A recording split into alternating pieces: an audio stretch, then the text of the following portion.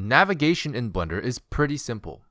I'll start off by saying that if you already have a preferred way to navigate 3D software, you're welcome to go to Edit, Preferences, Navigation and/or Key Maps to adjust your Blender experience.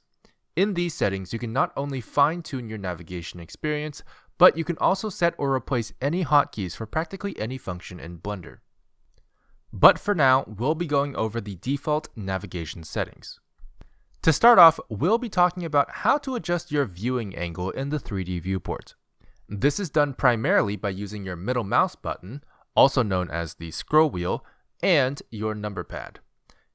If you don't have a 3-button mouse, I recommend getting one, or you can change your settings in Input Preferences to emulate 3-button mouse.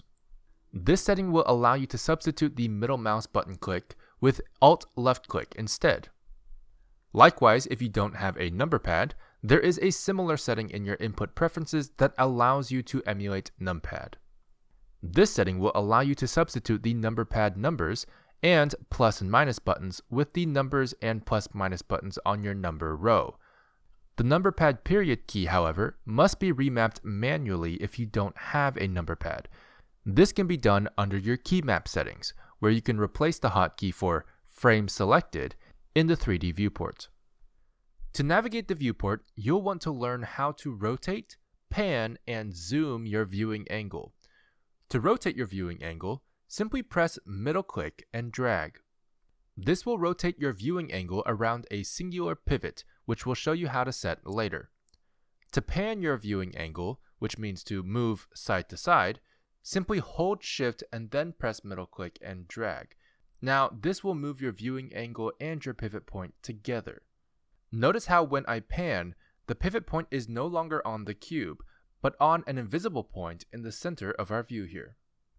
To zoom your viewing angle, simply scroll up and down on your scroll wheel. You can also hold Control and press middle click and drag. Now, if you ever want to set your pivot point to a specific object to make navigation a bit easier, you can do so by selecting the object of interest and pressing the period key on the numpad. But how do we select an object? Well, selection in Blender is simple. By default, you can left-click select any object in the 3D viewport.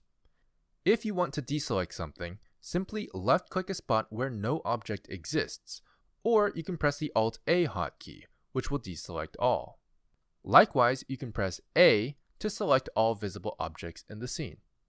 Now, let's select our default cube again with our viewing angle somewhere far away. With our default cube selected, we can press the numpad period key, and as you can see, this will focus our viewing angle on the object selected and set our pivot point to it as well.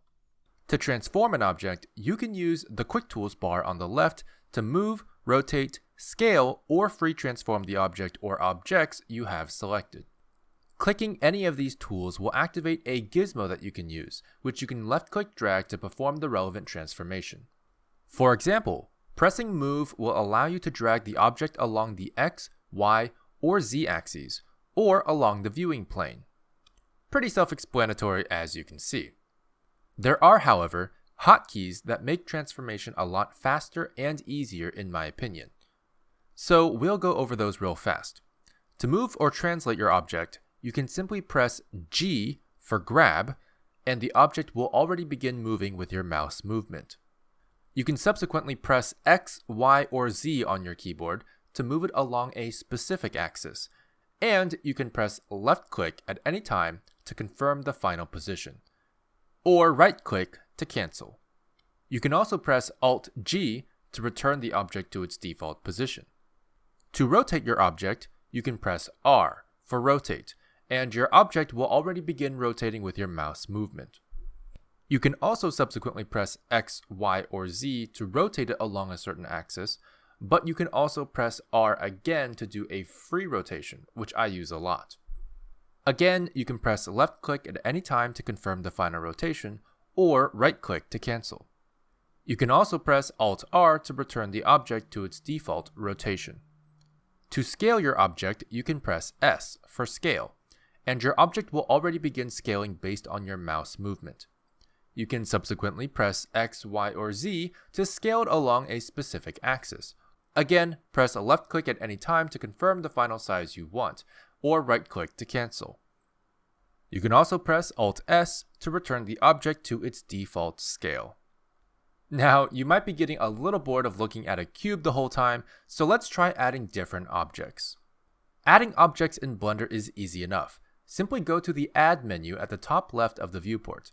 Under Mesh, we have several basic shapes, known as primitives, that we can add to our scene. Let's add a monkey. Fun fact, this monkey is Blender's complex primitive that every software tends to come with, similar to the Utah teapot.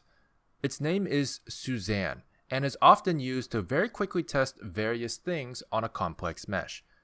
If you prefer using hotkeys, you can also press Shift-A to add objects instead of going into the Add menu from the viewport. This will bring up an identical Add menu at your mouse cursor location. Blender also has a very important function for organization in your scene known as collections.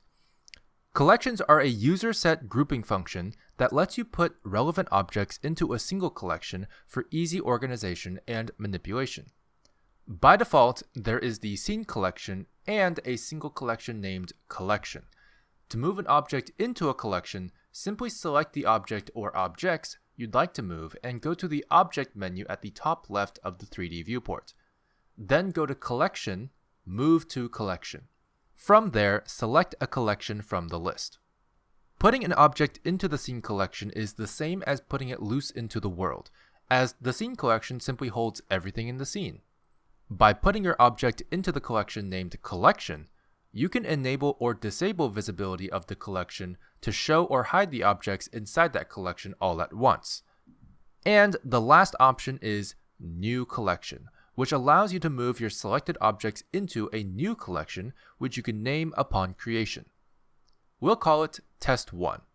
For hotkey users, you can also press M for Move instead of going into the Object menu to bring up a pop-up Move to Collection menu at your mouse cursor location. In the next video, we'll be going over how to import reference, characters, and other assets.